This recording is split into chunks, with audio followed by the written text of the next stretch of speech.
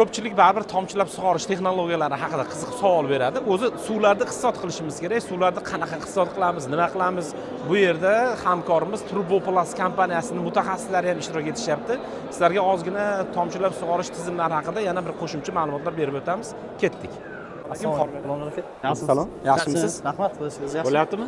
Yaxshi. Qanday ishtirokchilar yaxshi tashrif buyurishyaptimi? Ha, tashrif oqimi yaxshi. Nisbatan fermerlar ko'proq.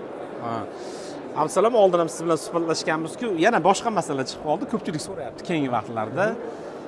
Tomchilab sug'orish tizimlarini joriy qiladigan bo'lsa, suvni qancha foizni iqtisod qiladi? Aniq bir qancha tasavvur qilsak bo'ladi degan savol so'rashyapti o'rnatuvchilar. Avvalo bu hamma narsa loyihasiga bog'liq bo'ladi.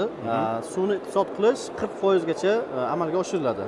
Hosildorlik esa 60% gacha ko'tariladi. Tomchilab sug'orishni joriy qilsa. Sug'orish tizimi orqali shunday tarzda 60% gacha hosildorlik oshadi. Ha. Mana bu filtrlarni ko'rsatganidek, bu filtrlarda keyin mana bu disklik filtrlar bor. Keling filtrlarni hech yo'q bitta bilim bo'lib ketsin, muxlislarimizga ishlash prinsiplari haqida bir ozgina tushuncha bersangiz. Bu bilan u filtrning nima farqi bor? Bu qanaqa joylarda qo'llaniladi? O'zi tomchilab sug'orishning asosiy yuragi bu filtr stansiyasi. Filtr stansiyasi ishlash prinsipi xuddi shunday tarzda kirish qismi bo'ladi. Nasos qo'yiladi bu tarafdan.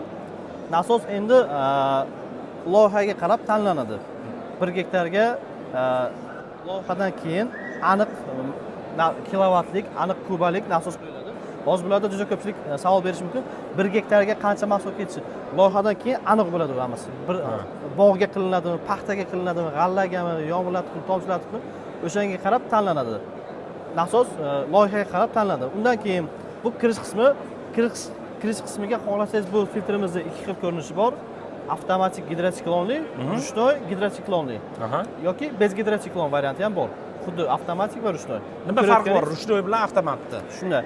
Avtomatik klapan deganimiz, ko'rayotganingiz mana kiradi. Bu yerda davleniya datchiklari ko'rsatiladi. Avtomatik klapan deganimiz bu tarafda bu ko'rayotganingiz ruchnoy. Filtrning ichida bu bilan tozalanadi, ruchnoy degani. Filtrning ichida suvdan kelayotgan ma'lum loyqalarni, zarrachalarni tozalab chiqarib yuborish uchun mana bu klapanlarni, ruchnoy kranlarni ochish orqali filtrning ichi tozalanadi. Bu tarafdan ko'rayotganingizdek, mana bu tomonda qisib chiqaradi. Qisib chiqaradi o'zi. Keyin diskli filtrlar. Diskli filtrlar ham xuddi shunday ikkinchi etapdagi tozalash qismini ham bajaradi. Diskli filtrimiz mana bu qora filtrlar haqida aytib o'tyapmiz. Ko'rsatib o'rasiz diskli filtrlarimizni. Mana bu qora filtrlar, Bu ham ko'rishingizdek mana ikkinchi qismiga o'tadi. Tomchilab sug'orish tizimiga o'tishda o'g'it bochkasini ham qo'yganmiz, ko'rib turganingizdek. Bu 300 litrlik o'g'it bochkasi. O'g'itlarni xuddi shunday tarzda qapqog'ini ochib, shuni ichiga solib, yo'naltirish imkoniyatiga ega bo'ladi. Ko'rib turganingizdek, mana bu yerda kollektorga o'g'it bochkamizni shlanka orqali ulaganmiz. Ulash tarzi xuddi shunday tarzda tepadan keladi-yu, dori aralashib, pastdan chiqib ketib, tomchilab sug'orish tizimiga to'g'ridan-to'g'ri yo'naltiriladi. Turboplast korxonasi mahsulotlarini to'liq ozgina tushuncha berib ketsak, Turboplastda hozir tushunishimcha tomchilab sug'orish tizimlarini yoki yomg'irlatib sug'orish tizimlarini joriy qilish uchun hamma mahsulotlaringiz deyarli ishlab chiqariladi. Shunday. Mana bu yomg'irlatib sug'orish sprinklerlarimiz haqida ham ozgina tushuncha berib o'tsangiz. Bizlarda tomchilatib va yomg'irlatib sug'orish uskunalari uchun barcha mahsulotlar bor.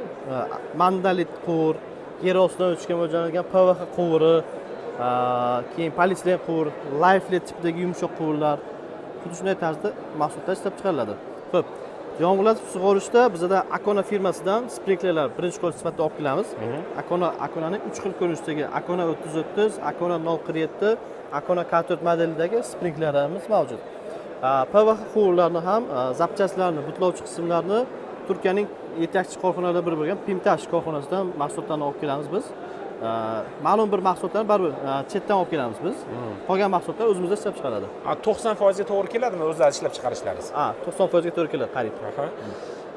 Abdusalom, bu live bo'ladi, to'g'ridan-to'g'ri ketadi videolarimiz. Shunga ijtimoiy tarmoqlardagi sahifalar va telefon raqamlarini birdan aytsangiz. Telefon raqamimiz 91lik 702 2333. Bu mening nomerim. Yana bir katta menejerimiz Davlat akaning nomerlari bor. 91lik 701 6006. Ijtimoiy tarmoqdagi sahifalarimiz Turboplast.uz yozsangiz, Instagram, YouTube, Telegramda barchasi chiqadi. chunki hozir siz bilan qisqa suhbatda harakat qildik, maksimal ma'lumot bergan, lekin baribir muxlislarimizga tomchilab sug'orish, ayniqsa summasi haqida juda ko'p savollar bo'ladi. Yaqin kunlarda tomosha qilib turasizlar, biz tayyorlayapmiz. Turoplast korxonasida oxirgi qismi videomiz qolgan, xarajati Abdusalom aytib o'tgan Davlat akamiz bilan bunday bo'lsa qanday bo'ladi, bunday bo'lsa qanday bo'ladi degan savollar bilan bo'lgan. Agar mana shu tomchilatib sug'orish masalalarida, yomg'irlatib sug'orish masalalarida Turboplast korxonasini mutaxassislari bilan telefon raqamlarini aytib o'tdi o'zlari, ular bilan bog'lanib, mana shu korxonani mutaxassislari bilan o'zlaringizni qiziqtirgan savollaringizga javob olishlaringiz albatta mumkin bo'ladi. Hozir videoni ko'rayotgan tomoshabinlarimizdan iltimos qilamiz, yana nima mavzular qiziqtiryapti. Hozir bu yerda dori sepadigan apparatlarimiz bor, har xil bor, dronlar bor. Yana dalchi davom etamiz. Abdusalom, sizga rahmat ma'lumotlar uchun. Sog' bo'ling.